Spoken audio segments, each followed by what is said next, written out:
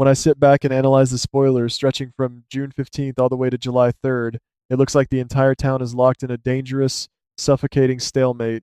Every single move these characters make feels like stepping on a hidden landmine, and if you ask me, the tension is reaching an unsustainable, explosive boiling point. Let us talk about the terrifying physical danger looming over Carly, Sunny, Lucas, and Laura. It appears that a catastrophic event, highly likely a massive and deliberate explosion, is set to rock their world to its absolute core. Could it be that Cullum or Sidwell is orchestrating this devastating blast to wipe out their enemies in one fell swoop? If you look at the psychological motive behind such an extreme attack, it is designed to inflict maximum terror and widespread collateral damage. I am looking at the very real possibility that Carly, Sunny, Lucas, and Laura could be caught directly in the fiery crossfire, potentially leaving them severely injured, completely unconscious, and in a deeply critical state. This is not just a random act of violence. This feels like a highly calculated move to destabilize the entire power structure of the city and leave the survivors paralyzed by grief. You have to wonder why Lucas and Laura are being dragged into this specific line of fire alongside Sunny and Carly. It looks like the perpetrator, whether it is the relentless Cullum or the vengeful Sidwell, understands that the best way to break powerful people is to target their family and their moral anchors. If Laura, the beloved pillar of the community, and Lucas, an innocent bystander in these endless mob wars, are left fighting for their lives on life support, the unforeseen fallout will ripple through every single resident. I suspect that this explosion might also be meant to serve as a horrific distraction, a massive smokescreen designed to keep the authorities completely overwhelmed, while a much darker, secondary plot unfolds in the shadows. When you analyze the history of this town, a blast of this magnitude is never just about the initial shockwave. It is about the agonizing weeks of recovery and the shifting alliances that form in the hospital waiting rooms. Speaking of dark plots unfolding in the shadows, let us pivot to the incredibly toxic situation brewing between Brooklyn and Willow. Brooklyn has seemingly backed herself into an inescapable corner with her recent choices, and her decision to weaponize fake evidence is nothing short of a massive disaster waiting to happen. If you ask me, Brooklyn's actions are driven by a deep-seated ulterior motive to permanently eliminate her perceived rivals, but her slanderous campaign is about to backfire in the most spectacular and public way possible. It looks like her calculated move to frame Willow for a hit and run is going to unravel rapidly, leaving her exposed to the very justice system she is trying so desperately to manipulate. Willow, on the other hand, is drowning in a sea of sheer panic and paranoia. The upcoming weeks indicate that she is absolutely terrified by the fabricated evidence stacking up against her. In her desperation, it implies that she might turn directly to Chase for help, begging him to investigate the fake clues and clear her name. Guys, this is where the irony becomes almost too painful to watch. Willow is seeking salvation from Chase, completely unaware that he is married to the very woman who is orchestrating her nightmare. Could it be that Chase's relentless pursuit of the truth will force him to uncover his own wife's malicious deceit? If Chase starts pulling at the threads of this fake evidence, the shattered trust between him and Brooklyn will be absolute, devastating, and irreversible. You have to analyze the psychological motive of a dedicated investigator who suddenly realizes the criminal call is coming from inside his own house. I suspect that Chase will face an agonizing moral dilemma: uphold the law and expose Brooklyn to severe legal consequences, or compromise his entire belief system to protect his family. This storyline is a ticking time bomb of emotional devastation, and I do not see any scenario where Brooklyn walks away from this without losing everything she holds dear. Meanwhile, we absolutely cannot ignore the sinister undercurrents of Brennan's overarching agenda. It looks like his master plan involving Willow is finally starting to reveal itself, piece by terrifying piece. What is Brennan's true ulterior motive here? If you ask me, he is playing a brilliant long game, using Willow as a vulnerable pawn to manipulate the broader power dynamics in the city. His sudden interest in her fate suggests that he sees a golden opportunity to exploit her current desperation regarding the hit-and-run frame job. Could it be that Brennan is positioning himself as Willow's ultimate savior, only to trap her in a suffocating web of obligations that she can never escape? Simultaneously, we have the highly anticipated return of Anna. She is finally heading back after resolving her complicated legal troubles and being officially discharged from the mental health clinic, thanks in part to Willow's previous interventions. But Anna is not returning to a peaceful home. She is walking straight into a raging inferno. It looks like Anna's sharp investigative instincts will immediately pick up on the chaotic stalemate gripping the town.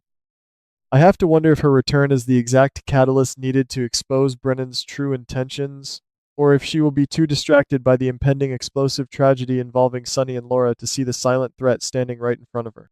Anna has always possessed an uncanny ability to see through the fog of deception, and her calculated moves will undoubtedly shake up the board.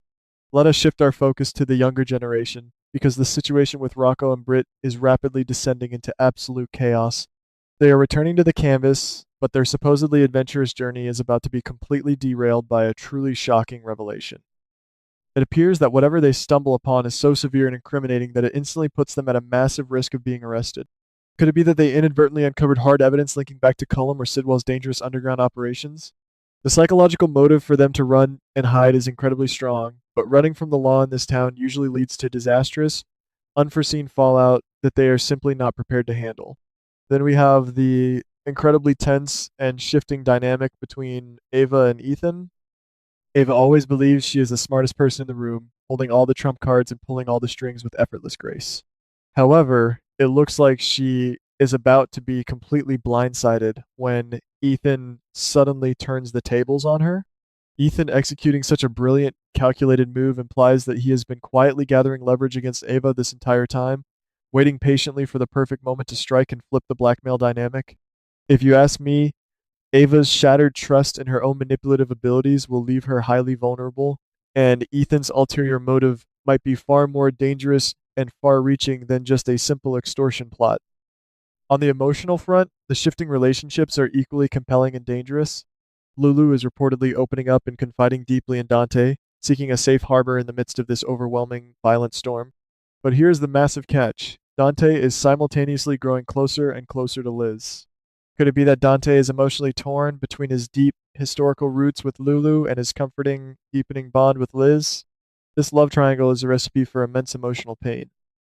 If you analyze Dante's psychological motive, he is desperate for stability and peace, but by trying to be the emotional hero for both women, he might end up causing a massive wave of shattered trust for everyone involved.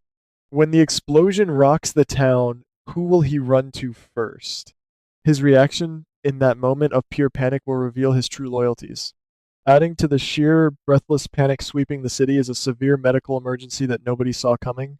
Portia is predicted to go into labor under the most difficult, stressful, and unideal circumstances imaginable. With the town potentially locked down, streets blocked, or the hospital engulfed in the chaos of Cullum and Sidwell's explosive trap, reaching a proper delivery room might be entirely impossible. It looks like Isaiah will be forced to step up and deliver the baby if things progress too rapidly. This terrifying situation implies that even the most joyous and pure moments, like the birth of a child, are being heavily overshadowed by the relentless, suffocating darkness that has descended upon these characters.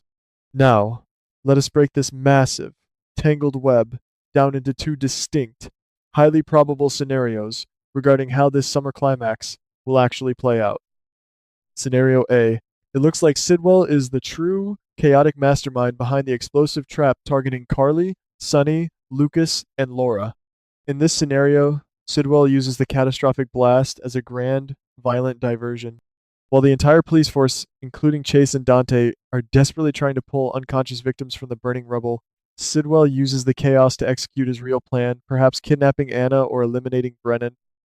Under Scenario A, Brooklyn's calculated move to frame Willow temporarily succeeds simply because the authorities are entirely too overwhelmed with the mass casualty event to investigate the hit-and-run fake evidence properly, leaving Willow to suffer in silence while the town burns. On the flip side, we have Scenario B. Could it be that Cullum is the one who planted the explosive device, specifically targeting Sonny and his inner circle to wipe out the mob element once and for all? In Scenario B, the explosion fails to kill its intended targets but leaves Carly, Sonny, Lucas, and Laura in critical condition, forcing a massive hyper-focused investigation by the authorities. This implies that Chase is ordered to dig into all recent crimes to find a connection, leading his sharp eyes straight to the glaring inconsistencies in the fake evidence against Willow. Under Scenario B, Chase discovers his wife's ultimate betrayal right in the middle of a citywide crisis, resulting in a public, devastating confrontation where Brooklyn's ulterior motive is exposed for the entire town to see, destroying their marriage instantly. If you ask me, neither of these scenarios offers a clean, peaceful, or satisfying resolution for anybody involved. The writers are meticulously setting up a summer of absolute misery where every single calculated move results in a terrifying, unforeseen fallout. Will Carly and Sunny survive the fiery blast, Or will they be left fighting for their lives on machines while their enemies circle like vultures? Will Willow's desperate plea for help inadvertently destroy Chase's marriage, leaving a permanent trail of shattered trust? I highly doubt we will get all the answers right away, and I suspect the psychological damage will last for years. What is abundantly clear is that the board is set, the trap is fully sprung, and the devastation heading their way is going to be legendary. Stay tuned, guys, because this is going to be a very bumpy, incredibly dangerous ride.